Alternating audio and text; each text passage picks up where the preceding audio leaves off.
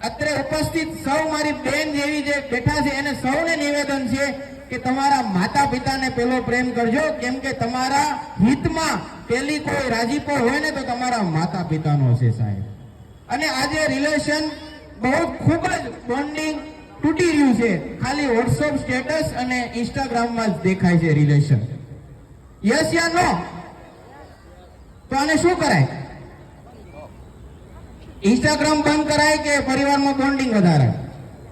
સાહેબ આજે નહીં તો કાલે ખૂબ જ મોટું નુકસાન થશે.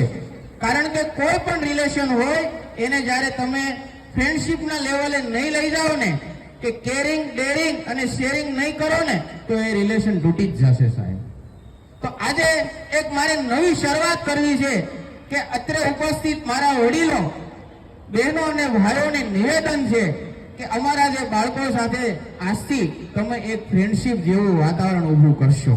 અને અમારી દીકરીઓ કોઈ પણ વાત તમારી સમક્ષ લઈને આવે ને તો તમે એને દિલથી સાંભળજો. ગમે એટલી મોટી ભૂલ કરી હોય પોતાની છે ને એમ માનીને એક મિત્રના ભાવથી તમે એને સ્વીકારી લેશો ને તો આજે જે દુનિયામાં થઈ રહ્યું છે ને એ ક્યારેય નહીં થાય.